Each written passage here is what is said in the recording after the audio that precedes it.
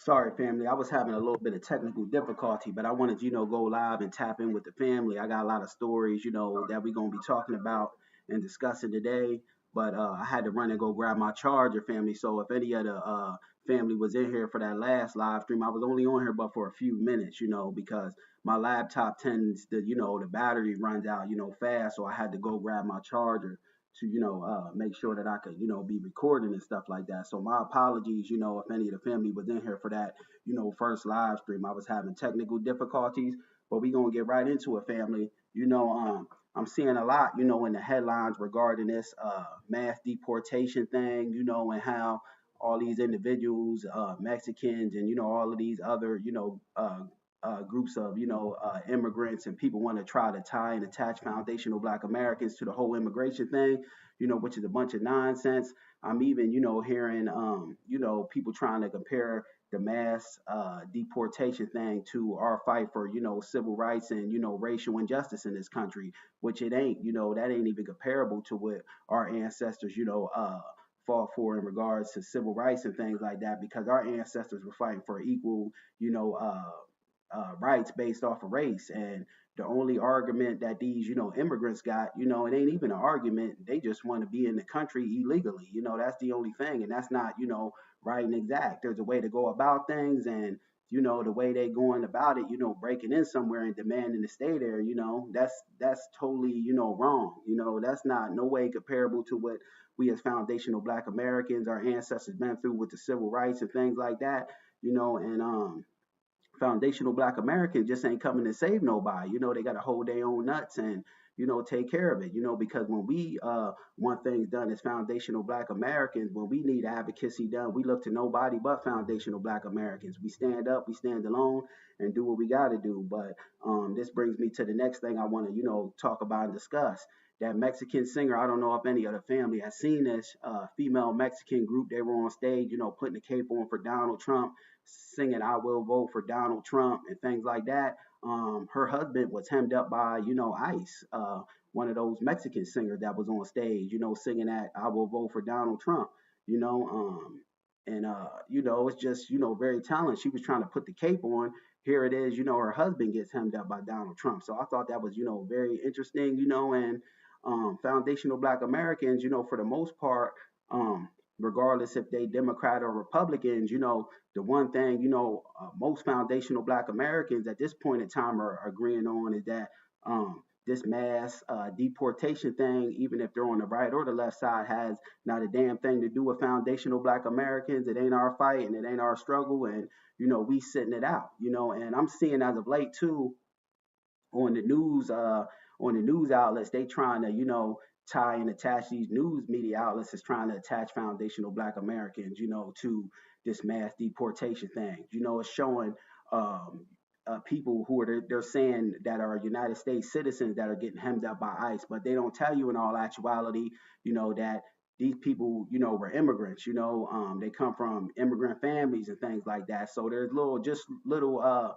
things with their paperwork, but they're trying to put it out there, as they're Americans being deported. And I think, and being grabbed up by ICE. And I think this is a way, to them, for them to try to tie and attach foundational Black Americans to it, for them to try to bring us into this, fight and struggle, that they're doing with the whole, deportation thing. And that's not a foundational Black American fight nor struggle. And it's not comparable to, us fighting for racial injustice and equality with civil rights, so that's totally and completely different.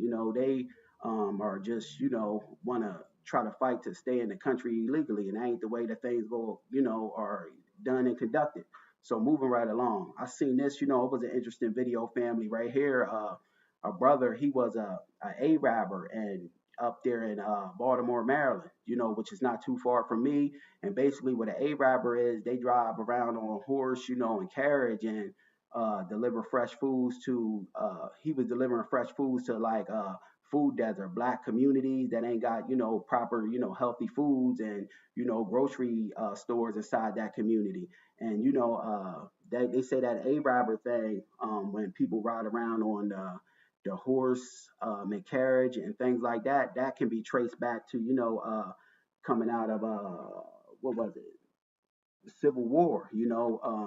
that could be traced. Black Americans were help. It's a tradition dating back to coming out of the Civil War. Where Black Americans were doing this, riding around on horse and carriage, and distributing goods and things like that, and it was a way for foundational Black Americans, to work for themselves, and this guy, he was like, delivering foods, like I said, and the cops, what had happened was, there's several conflicting stories as to just what happened, but it's three law enforcement agencies. All of them got different stories as to just what happened with this brother. But this brother was an A-robber, and taking foods to the Black communities, and everybody knew him. He was well known in Baltimore, and it was even an eyewitness, a sister. She came forward and she said that the brother, he was stopped by the cops, and he said, y'all got me, or something like that, and he had his hands in the air, and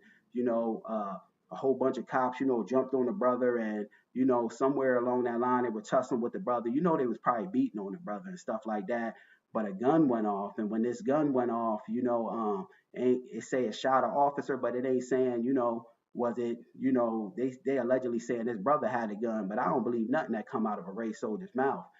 So they say a gun went off and the officer was shot, and they said it was like, the wild, wild west out there. They dumped, bullets left and right into this brother, and he was willingly complying. He was stopped for allegedly having a gun, and he was cooperating in all actuality, and they still shot this brother, and they said this brother had a gun. They say they got body cam footage of it. It hasn't been released to the public, but I don't believe, like I said, nothing that comes out of a race soldier's mouth. There's three police agencies, and they all got different conflicting stories with one another. One, police agency said the brother pointed the gun at him. He said he ain't being taken alive, like he was going out death by suicide by a cop, or whatever they call it. I don't believe nothing that these race soldiers say in all actuality. You know what I mean? And they ain't saying whose gun the officer was shot by. If it was the brothers, and I don't even believe that brother had a gun. They got to produce evidence of that, even. You know what I mean? Because in all actuality, that race soldier could have been shot by, one of his fellow officers. You know what I mean? And they said the brother was complying. And this brother was well known around the city of Baltimore for being an A-robber, like I said, delivering food on horse and carriage in Black communities, that go underserved. And I got the audio and the video of this, and we're going to walk through and talk about it. But like I said, family, upon me doing my homework, research, and due diligence, they say this brother, was complying with the law enforcement. They jumped on him, was putting hands on him. They, jumped on him like, they were tackling somebody, truth be told, on a football field, which is a bunch of nonsense. And, this brother, got killed by these no good race soldiers, you know what I mean? And they saying he had a gun, but they always say that, brothers had a gun when they retreated, you know what I mean? They're trying to get away from the scene. And, that's to not put a negative stigma on the police department, as a way for them to try to get off in all actuality. So they got to produce body camera footage, because I don't believe nothing that comes out of a race soldier's mouth. Because like I said, they said brother Rodney Henton's son had a gun. And, when we seen the police footage of that, he had no gun. But let's get into it, family. Fair use. And a march at Penn and North for Bilal Abdullah Jr., also known as BJ. He was killed when police say he ran when confronted, and then a firearm went off. It is not yet clear whose firearm that was, but a police officer was shot in the foot. Abdullah did later point a weapon in the direction of three other officers, who then shot him. You could see the rally. They're saying the brother had a weapon. They still got to produce, evidence, because I don't believe nothing that come out of a race soldier's mouth. So they got to produce evidence of him even having a gun, because that officer, and even if he did, supposedly have a gun, that officer could have been shot by his fellow officers. They said the brother was retreating and tried to run away, and they all jumped on him, put hands and feet on the brother, and then, a gun went off, and then, they dumped, a gazillion bullets in this brother. On another news outlet I was watching, a sister said that, but she didn't want to be shown. She was an eyewitness to this whole thing. Here, organizers say the peaceful march is to support his family as they call for transparency and justice. Meantime, we are learning more about that deadly confrontation between police and Abdullah. The state attorney general's office has released the names of the officers involved. WJZ's Janae Reese talks with community members who want answers. In a few hours, the West Baltimore community plans to host a peaceful march at the intersection of Pennsylvania and North Avenues at 6 o'clock tonight. At the same time, the Baltimore Police Accountability Board plans to host an emergency meeting. But right now, take a look at this. The memorial continues to grow for the man they are demanding answers for. Most people call him Peasy, but people like Bilal BJ Abdullah refer to him as nephew. He was a beautiful person, the best guy I know. I love him. I'm gonna miss him. Close friends and family of Abdullah identify him as the man fatally shot and killed in Tuesday's officer-involved shooting in Baltimore's Upton neighborhood. They trying to make it sound like he was such this bad guy. No, he wasn't. You saw him. And just the fact that 3 different police agencies got 3 different conflicting stories, that said that they trying to lie and cover something up, as to protect their own asses, because we know that they'll make things up out of the thin air, when it comes to Black life, and say that they did this, that, and the other, when the only thing they were doing is running away and trying to get away from the scene, and even if this brother did, allegedly have a gun like they trying to put out there, while all that, force used, and, he was retreating, and a sister even said, he stopped and was like, y'all got me, or something of that nature. And, he was going along and cooperating with him. They jumped on him, still jumped on him, guns drawn, so I ain't buying the whole narrative of him having a gun. And even if he did, allegedly have a gun, if somebody's retreating, there's still no reason to dump a million gazillion bullets in them, and race soldiers do this more often than not, and lie and fabricate stories when it comes to Black life as an excuse to unlawfully and justly take Black life, sadly and unfortunately. But let's continue. How many people out here love him? Friday morning, 2 memorials continue to grow where the shooting happened. And in the neighborhood, the community held a vigil the night before. We lost a beautiful soul. Friends and family of Abdullah say he was a well-known A-rapper with a long history in Baltimore, being a source of fresh produce in food deserts across the city. This was his thing. Like, I don't care. And like I said, coming out of the Civil War, being an A-robber, that was, a Black American, that was a tradition in, Black America, especially up there in Baltimore. From me doing my little homework and research, it was a way for, Black folks to earn money, riding around on horse and carriage, giving out goods and stuff like that, So this brother wasn't doing a damn thing, if you ask me, but trying to earn a living, and there's eyewitnesses that say he wasn't doing nothing. He had his hands in the air. He surrendered. Still a million gazillion cops jumped on him, and they dumped a million gazillion bullets into this brother, which is a bunch of nonsense. And they say he had a gun, but they always say that, and I need to see that body cam footage, because they said that with brother Rodney Hinton Jr.'s son, and he never had a gun as well. This was him. For lack of a better word, everybody knows this guy's face. Holden Warren is the co-founder of Stable Baltimore, a nonprofit dedicated to horse culture and healing.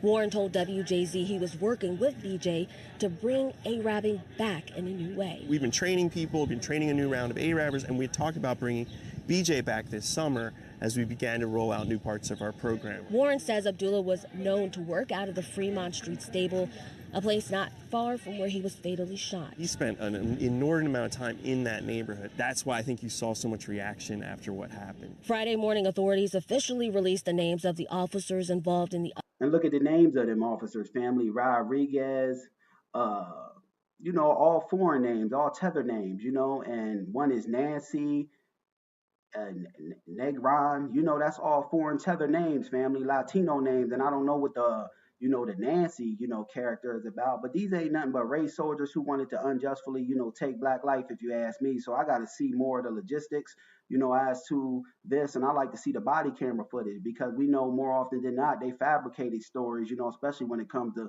Black brothers and sisters. Upton shooting, each ranging from 6 to 8 years in the department. But according to a preliminary report from the state attorney general's office, the night of the shooting, an officer in an unmarked vehicle approached Abdullah wearing a crossbody bag, and he ran off. As more officers went after the man and caught him, a gun went off, hitting one veteran officer in the lower body. This brother was retreating. they said it right there, but it's conflicting stories as to three police agencies. All of them give different accounts. And if the brother was running and y'all caught him, and they say a gun went off, whose gun went off? It could have been the officers, shot one of their, fellow officers. So yeah, they gotta, really dig into this because I don't think it's, as clear cut and dry as they want to put it out there in the mainstream news media outlets and things like that. And I don't think, the police are giving, what happened, from a true right and exact standpoint. I think they're trying to, put out whatever they can as to protect their own asses. This is when 3 other officers opened fire. Baltimore City NAACP responding to the shooting and confirmed that Baltimore Police Department has reached out to the NAACP to arrange a private viewing of the body-worn camera footage once it's been prepared. They go on to say they intend to review this footage with seriousness and urgency. Authorities are asking anyone with any information or video from Tuesday night's shooting incident to report it to the Independent Investigations Unit with the State Attorney General's office. Reporting on your corner in West Baltimore. But either way, that's sad and unfortunate. That brother out there, trying to earn $1, being an Arab or trying to distribute, healthy foods, to the black community, and he gets taken out like that. He was well loved in the community. So that's sad and unfortunate. RIP to that brother, and my condolences goes out to his friends and family. But moving right along. I found a story, family, too, of, a brother, he was out there, fishing with his daughter. I forget, where this story was at. And in typical white supremacist fashion, how white supremacists, they think they own and control, everything and can dictate, to black folks, what's going to happen and what's going to take place. And they think they own every part of the world. A brother out there, having bonding time, fishing with his daughter, and a white supremacist, he out there on a boat in the lake, and a white supremacist, he must have lived in that area. And I guess the white supremacist was saying he was too close to his property, this, that, and the other. So the white supremacists began to throw rocks at this brother and his daughter and throw around that N-word with the hard ER, which is a bunch of nonsense. And truth be told, this white supremacist lucky he ain't get the brakes beat off him, because I know in all actuality, if that was my daughter, he was an older white supremacist, but older now, he still would have got, hands put on him if he would have hit my daughter, And I believe he even traumatized, our young sister, because the sister don't even want to go out there, fishing, with her father like that no more. He says she ain't ass. He probably traumatized her, truth be told. But let's get into this, man. Let me turn this down so I don't get copyrighted for playing this commercial.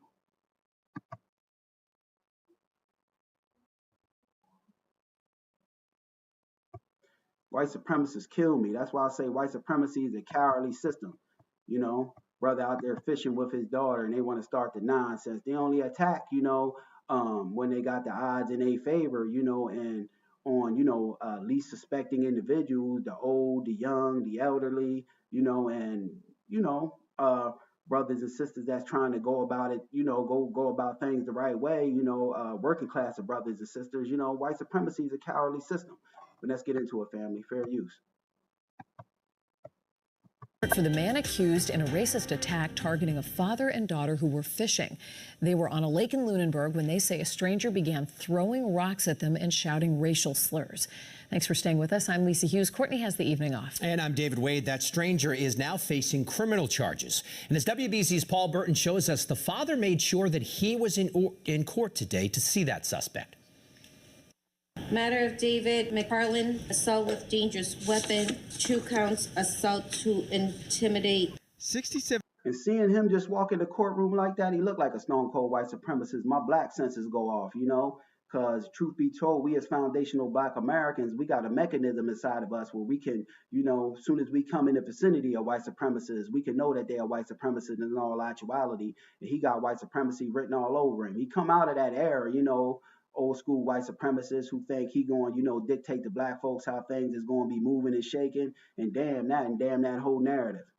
7-year-old David McFarland pled not guilty today as he faced a judge in Fitchburg District Court. The airman faces a number of charges, including assault with a dangerous weapon and intimidation, after police say he hurled racial slurs and threw rocks at Sharon Brown and his 10-year-old daughter, who were out fishing on. It should be charged as a hate crime, because he's hurling the N-word with the hard ER, and this is why we need that black hate crimes bill put on the books, you know what I mean?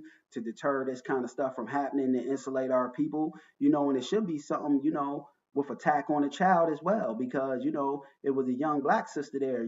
So this is nonsense. You know what I mean? They should throw the book at that white supremacist. On Lake Shirley in Lunenburg last month. Oh, yeah, throw rocks at you. Oh, what was that? That cell Brother MD Williams says he should have lost some teeth. Yeah, he should have. phone video Brown took of McPartland yelling racial slurs at him and his daughter. Investigators say he then proceeded to throw rocks at them. Brown was in the courtroom today as McPartland was arraigned. I want to make sure justice is served for my daughter and myself. I'm still shocked and dismayed about the situation. Kind of losing sleep at night. It kind of bothers me when I think about it. At the time of the incident, McPartland told police that the father and daughter were fishing too close to his dock and asked them to leave. Brown says he's been a competitive fisherman for decades and has fished on this lake several times and won 2 tournaments here. He says he picked the area because it's the safest place for his daughter to fish. Yeah, he did not want me to fish by his property. No land or no lake resident owns the water, so I was just fishing the water. I wasn't fishing his property. That's what I'm saying. White supremacists think they own and control everything and going to, always dictate to black people how things is going to move and shake, and damn that whole narrative, This is nothing but a white supremacist, and he was trying to display his anti-black racism. So I'm glad, he was brought up on some kind of charges, but truth be told, he need more charges thrown at him because, more often than not, even when these white supremacists are brought up on charges, it's some kind of the jankiest charges to where as though it's not going to hold no time, and if it was charged as a black hate crime on the other hand, then, his ass would have been held to the fire. This is why we need that bill enacted, quick, fast, and in a hurry. Or touching his property. Liberty, came out of his house, walked towards the shore edge, and started berating me. We knocked at McPartland's home address, but he did not respond. Who you fishing with? My dad. Outside the courthouse, Brown says his daughter is still processing the frightening incident. She hasn't asked to go fishing yet. It's been a couple of weeks. Start of the summer, so hopefully that she still feels confident in going out with her dad. Part that really burns me up about this, that brother out there trying to have quality time with his daughter, teach her how to fish and bonding time, and here comes white supremacy rearing its ugly head in typical white supremacist fashion. Safest place for a child is with their parent. My safest place for me is out in my boat on the water, so it kind of goes hand in hand, and now that's kind of disrupted right now. I just say, we'll ask God to forgive the mean man, and hopefully things get better. McPartland was released on his own recognizance. He's been ordered to stay away from the Brown family. He's due back in court on July 29th. In Fitchburg, I'm Paul Burton, WBZ News. Yeah, family, I just wanted to bring that to the family's attention. White supremacy is a cowardly system trying to attack a brother when he out there fishing with his daughter. Nonsense.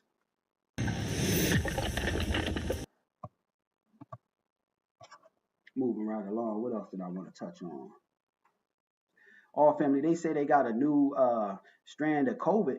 I can't even use that. My bad. The C word. We just going to call it the C word, because I don't want to get suppressed. They say they got a new strand of the C word out there. And, I just want to make the family aware of that. And they calling it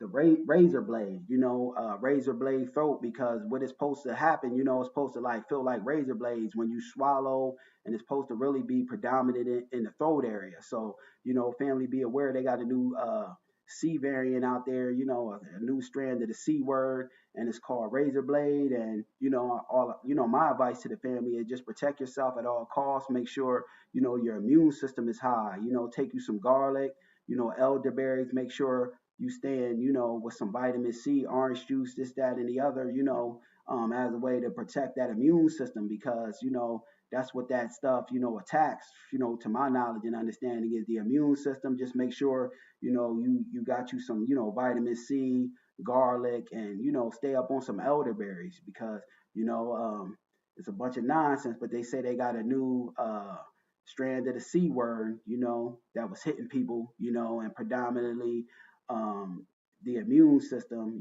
so, and it's called razor blade. So y'all can look that up, family. I don't want to talk too much on it, and I'm just going to say the C word, but if y'all know, y'all know. But moving right along, let's get into this. Let me pull the video up.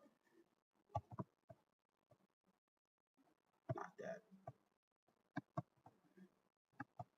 My computer, come on, man.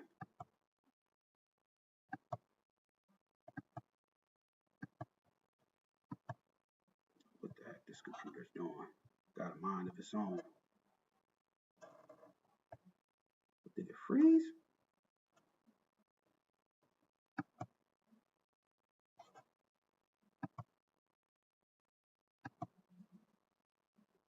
I don't know what's going on, family. I'm gonna exit out of that. It's acting up too much. Come back in.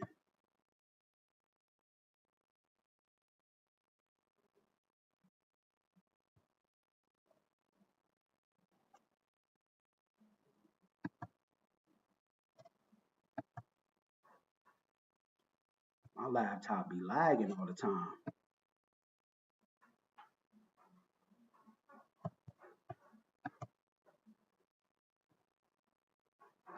Here we go.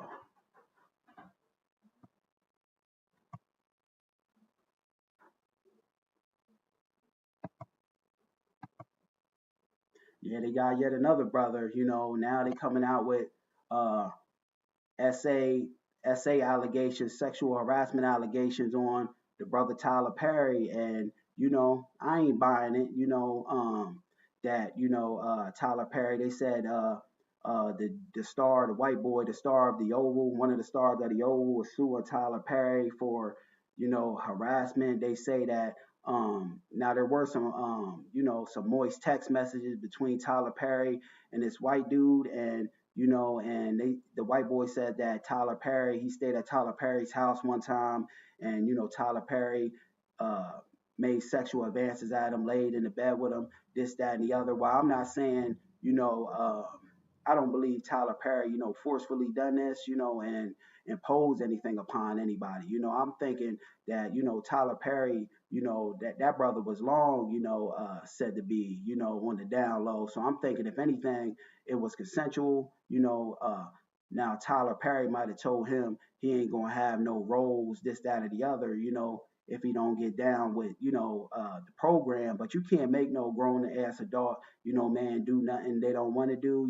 I believe this white boy willingly, participated in, whatever him and Tyler Perry had going on, because I think, Tyler Perry was most likely is most likely on the down low, and Tyler Perry, might have made some advances at him, and some things might have happened and took place, but I don't think it wasn't nothing, that wasn't consensual. You know what I mean? I think this is a money grab, and just another way of them trying to destroy another prominent and successful black man, because more often than not, all of these damn, sexual abuse, harassment allegations, sex trafficking, all of this stuff is being brought out on prominent, successful black men. And I don't think it's by no coincidence either. I think it's done by design.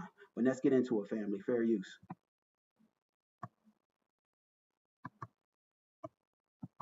Perry sued for $260 million over sexual harassment allegations. The complaint filed in Los Angeles accuses Perry of creating a, quote, coercive, sexually exploitative dynamic with actor Derek Dixon. Dixon was in two of Tyler Perry's shows, The Oval and Ruthless. In a state. And I think they said one of the events took place in like 2020 and then 2021, where he's saying he was like, Tyler Perry might have made sexual advances and whatnot at him. My thing on it is, if it happened once, and you still go back to do work with, with him, why would you do that? That make you look bad in all actuality, because ain't nobody in their right mind, when something like this would take place, you would go back and still do work with the man. So something don't seem right. It seemed like a money grab to me. Now, something must have happened that this white Oval star, didn't like, and, he severed ties with, Tyler Perry, but he was down with it, if you ask me, because you can't make no grown ass adult man do nothing they don't want to do, so something must have happened along the lines where, they had a falling out, and then he decided to come out, if you ask me. But it was totally, consensual, and nothing happened that took place that white boy didn't want to happen to take place, if you ask me. Statement to NBC News, Perry's team says this appears to be nothing more than setting up a scam, calling the allegations fabricated claims. Let's bring in NBC's Stephen Romo, who's following this. Stephen, what more do we know about the allegations here? And I ain't saying Tyler Perry ain't moist. I'm just saying Tyler Perry, ain't taking nothing. I don't got him taking nothing from, this guy. It was consensual, it was consented upon between both parties. Yeah, Tom, just going through those allegations in this lawsuit seeking $260 million in damages, alleging sexual harassment, assault, retaliation as well. The direct details include inappropriate touching. As you mentioned, Dixon starred in The Oval with Tyler Perry. And I don't give a damn how much money, I'm being paid from an employer. Another grown ass adult man touch me, I'm beating him down. He gonna catch a beat down quick, fast, and in a hurry, and I'm leaving that job. I ain't going back for no amount of money. This man continued to work with, Tyler Perry after, the said events, which he's alleging that took place, and happened, which he's saying that took place and happened. He still goes back and works with him. Something just don't add up and make sense to me. If it was me, I would have put hands on him and, I ain't going back to work. Damn that job, he released, we got this statement from inside the complaint. Tyler Perry has been using his power and influence to molest, abuse, and sexually assault impressionable and vulnerable employees and actors who look to him for guidance and mentorship while pursuing their dreams. So you can read from that, implies there are more people who are alleging this than just Dixon. We have a bit of a timeline here for the relationship that we know, the professional relationship between these two men and the allegations made in this complaint, saying that they met in 2019. The lawsuit alleges that then their relationship moved forward with this professional advancement. And in 2019, Perry offering Dixon a small role in Ruthless. And then in January 2020, that is when Dixon accuses Perry of sexually assaulting him in his home. And then the following month, Dixon alleges that Perry offered him a series regular role. See, 2019, 2020, he keeps going back. So what it probably most likely was Tyler Perry told him, I'm going to put you up, maybe told him you're going to, I'm going to give you this, that, and the other. You're going to make money and, but he chose to do it at the end of the day. You know what I mean? You can't, force nobody in to do nothing. You might tell them they ain't going to work in Hollywood no more, this, that, or the other, but no grown-ass adult man can't make no other grown-ass adult man do nothing in all actuality they don't want to do. But let's continue. In The Oval. Now, we do have a comment from Tyler Perry's attorneys saying that this individual appears to have been setting Tyler Perry up. They say that they are alleging that this is a scam and saying, quote, Tyler will not be shaken down, and we are confident these fabricated claims of harassment will fail. Now, we've also reached out to the attorney for Dixon, and he said that these allegations in the lawsuit stand for themselves. So just the very beginning of this process, but a lot of people are paying attention to this. Tyler Perry, quite successful, quite a bit of fame here, Tom. They're trying to get $260 million out of Tyler Perry. Now, I ain't saying, Tyler Perry ain't moist, but I just ain't got him, forcefully imposing his will upon, no other person. Nah, I don't got him doing that. You know what I mean? But we just going to have to see what comes of this, But moving right along. The ancestors got their lick back on Fatjoe, a.k.a. Fatjoe. Fatjoe is, being accused of, sexual coercion and, sex with minors, And that's the ancestors getting their lick back on Fatjoe, because when did this happen to take place? The charges was put out there on Juneteenth, family. So yeah, that's the ancestors' way of getting their lick back on Fatjoe for all of his anti-black racism and disrespect to foundational Black American society over the years. So rapper Fatjoe. Today, I don't feel sorry whatsoever for Fatjoe. You know what I mean? They said his hype man Terrence Dixon, says that Fatjoe forced him to have sex with women, while he watched, and this hype man Terrence Dixon also said that Fatjoe was messing around with a 15-year-old Dominican girl, paying her cell phone bills, breaking her off for bread, and he witnessed it. And he said he was also messing with a 16-year-old white girl who was from out of the country, got her BBL, and he said he witnessed, some of these assaults take, his Fatjoe's interaction with these minors, which is a bunch of nonsense. And if you ask me, this guy Terrence Dixon, he complicit in it as well, because you sitting there watching him, have sexual encounters with, you're even in that vicinity where he's having sexual encounters with minors. You just as guilty.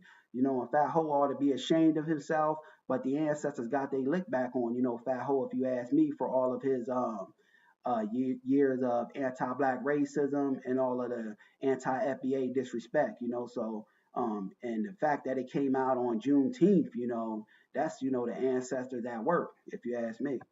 Has been hit with an explosive $20 million lawsuit for allegedly coercing his ex-hype man into thousands of sexual acts. In a graphic 157-page lawsuit, Terrence T.A. Dixon. But the dude, Terrence T.A. Dixon, you're another grown-ass adult man saying that he was forced into something. And to me, no grown-ass adult man could be forced into any sexual acts or anything that, they ain't willingly signing up to do. Now, they might tell you, the people, with the success that's employing, I'm talking about, they might say, well, you ain't going to work in Hollywood, this, that, or the other. But that's up to you if you take the bait, and get down, So you can't make no grown-ass adult man do nothing they don't want to do. Accuses Fatjoe, whose legal name is Joseph Cartagena, of more than a decade of abuse. The details so disturbing that there's a big trigger warning in the red on the first page of that filing. Dixon alleges that in the lawsuit, and I don't put, this past Fat Ho for messing with minors and stuff, because Fat Joe he never seemed to be on the up and up to me, and he ain't on the up and up. He got a long history of, getting over on artists, long history of anti-black racism. So I wouldn't put it past him either, exploiting minors for sexual gain, and that's a bunch of nonsense. He deserved to be held accountable for this. You know what I mean?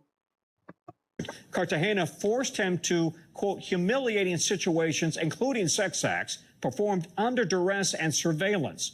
Dixon claims he personally witnessed Cartagena engage in sexual relations with girls as young as 15, one of whom Cartagena was allegedly in love with and contemplated leaving his wife for. An attorney for Cartagena says the lawsuit is a blatant act of retaliation. NBC's David Romo is on the story for us. And Stephen, Cartagena initially sued Dixon, and now Dixon is suing Cartagena. Both sides are trading allegations here. Yeah, a lot of allegations. Peace to the chat, family. And if you're new to my channel, make sure you like and subscribe to my channel. Here, but the lawsuit filed today has a lot more graphic content, if you will, Tom. Cartagena actually sued Dixon back in April on allegations that, as a former employee, he was trying to extort him for money. Well, Dixon's suit that was filed today is a lot more than just a typical employment dispute. The complaint does accuse Cartagena of underpaying him, but it goes on with many more allegations, claiming Cartagena. And my thing, I'm in no way taking up for, Fat Ho, because I think Fat Ho is a piece of crap. But my thing on it is, with these people, that are coming out with, these abuse things on these entertainers, if it happened for years and you working for these people for, years after the fact that things happen and take place, why is that? That just don't, seem on the up and up to me either. But, just, looking at things, from both sides of the coin, but I'm in no way taking up for Fat Ho, because I think Fat Ho, most likely could have done that, to those minors, and that's a bunch of nonsense, and he deserved to be held accountable. Cartagena would bring women to hotel rooms and make Dixon have sex with them in front of him and others. It also alleges that Cartagena would fly underage girls into the U.S. from Europe, and that he paid for plastic surgery for one of them, and claimed that the minors were frequently cut off financially and discarded when they became non-compliant. Now, Cartagena's attorney claiming that those claims in this lawsuit are... But that guy Dixon, if he was around for the minor thing, without reporting it when the incident happened and took place, he just as much complicit in it as well.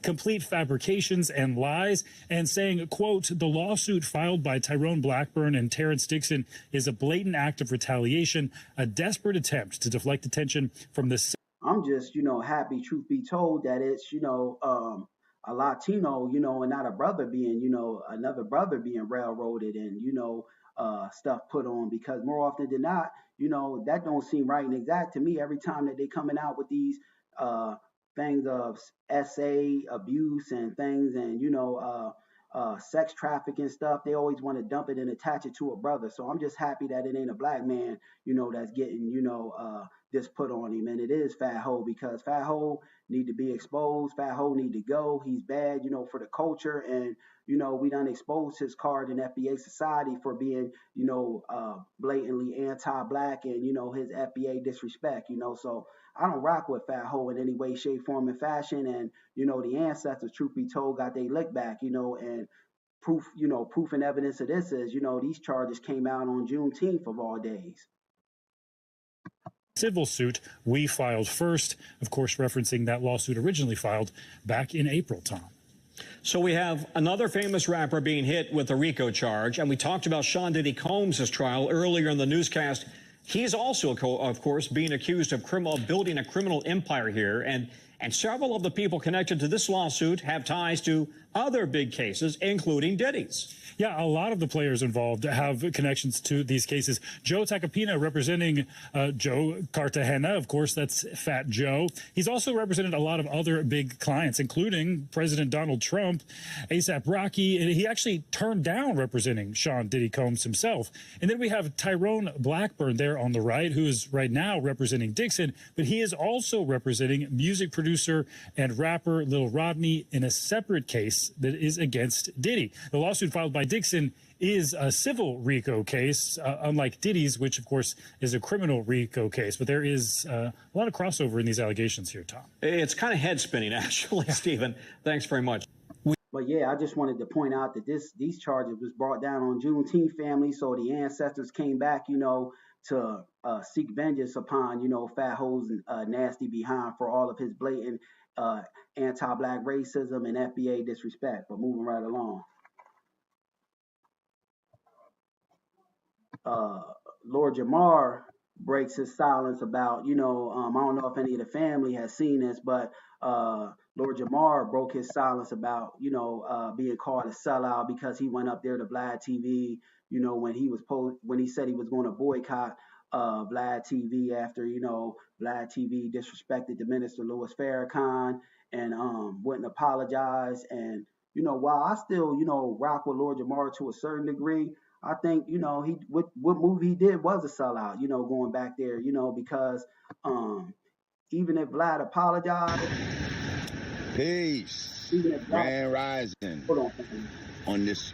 Even if Vlad so-called apologized, I wouldn't accept it because Vlad got a long history of, anti-black racism, exploiting black culture, being a culture vulture. And I think Vlad, in all actuality, is a white supremacist. So, apologies is something we accept, from brother to brother. But Vlad is a white supremacist, totally bad for black culture. And even if he apologized, I wouldn't accept it because, Lord Jamar going back up there to Vlad TV with justification in a white supremacist like Vlad TV's mind that I got this Negro by the balls.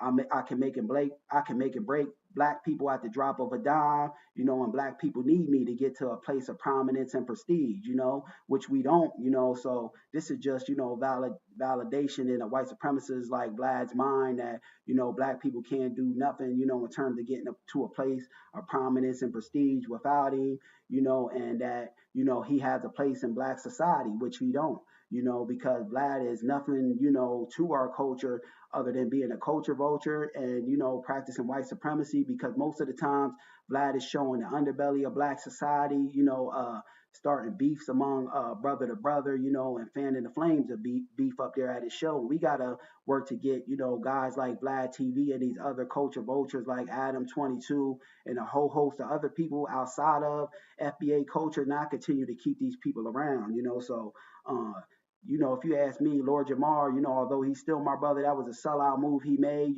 because when we say things as foundational black Americans, that we going to stand on business and we come hella high water, we got to stand on business. This is why I don't put too much into these, black entertainers, Sally, and unfortunately, because black entertainers, most times they'll go whichever way the wind blows. They don't stand on no black empowerment business, and they're willing to, sell out at the drop of a dime in order to get a bag, and that's a job, when it comes to, FBA empowerment of, black society. That's a job that we got to do on the black grassroots, because more often than not, these, black entertainers and celebrities will sell out, in favor of getting the bag, whichever way the wind blows.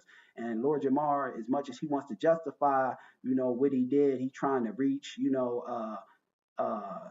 the blind, and he don't got a big enough platform to do so, and Vlad got a bigger platform. That's a bunch of nonsense, because you could reach people wherever you're at. You went up to Vlad TV because you wanted to go back up to Vlad TV. It was something in it for you, and you sold out, but you still my brother, but we got to call a spade a spade, when we say things, we got to make sure that come hell or high water, especially us being black people, when we taking a black empowerment stance on things, we got to make sure that come hell or high water, we standing on what we know to be true, right, and exact. Damn a bag, because Vlad TV ain't nothing but a culture vulture and a white supremacist, if you ask me. But let's get into it, family. Fair use. Wisdom Cipher Day, all being born to wisdom. I hope you had a great Juneteenth, as did I. I'm reporting live from my backyard right now. So recently, I went on Vlad TV, and some people were very happy about that. Some people were disappointed. I'm hearing that people made videos, showing their discontent and all. And this in Vlad's mind, he's relevant, and him going up there, this is justification in Vlad's mind that he got a place in black society, which he don't. He has been nothing but a culture vulture. And, he got an exploitative relationship, if you want to be truthful about the thing, about this whole situation with the black community. He profits off of the underbelly of black society. He fans the flames of BlaccBase, all while profiting off of it and capitalizing off of it. And I don't respect Vlad whatsoever. All of that, all I can say is my obligation is to to civilize the uncivilized, okay? My job is not to preach to the choir. And many times... And he about to give justification as to why he went up there, as far as he got a littler platform, Vlad got a bigger platform. And truth be told, you don't need a whole hell of a lot of, subscribers or followers to, get the message out there. I got a small platform and I'm still putting the message out there. You went up there because you wanted to go up there. It was something in it for you. You saw dollar signs, and that just is what it is, because we can't sit here and go back on our word. Once we make our word, when we give our word is bond. We got to stand on it come hell or high water. And you ain't do nothing but, reaffirm, in a white supremacist like Vlad's mind that, black society needs, him, which we don't, we good without him, and we got to, truth be told, start to work to push guys like Vlad TV, Adam 22, and these other culture vultures outside of the culture, not continue to keep them around. You need to go where the uncivilized people are at. Now, originally, this whole Vlad boycott started because he didn't apologize to Minister Farrakhan. Well, fast forward. And I wouldn't give a damn if Vlad TV gave a so-called fake apology. I don't forgive me for what he said about Minister Farrakhan, no way, And that's always been my stance on it ever since I heard that he disrespected Minister Louis Farrakhan. I used to watch him before that time, but I've never watched Vlad since and never will. 5 years later, he's apologized. I know what I said about Mr. Godfrey. And yeah, I guess that looked bad. Me saying that about him and then changing my mind. But guess what? As a grown man, I have the right to change my mind. Once certain information, more information comes into play about certain things that I'm not going to get into the full specifics of, but I have more clarity on the situation as a whole.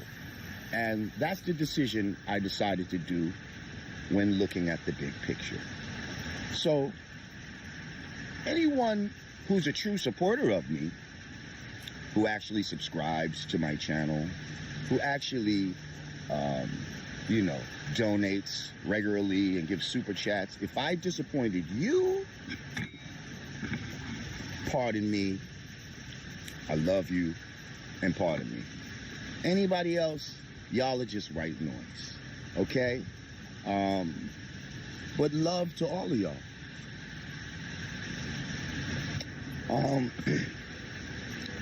Yeah, listen, mission was accomplished. We wanted Vlad to apologize, and he apologized, okay? So that being said, you know, we did the boycott on Vlad. Y'all didn't support it. You know what I mean? People were still going up to Vlad. People were still watching his videos, you know? The man got 6.1 million subscribers on YouTube. And us, that's really about FBA empowerment, black empowerment. We ain't watched Vlad because I know I ain't watched him since, and nor am I.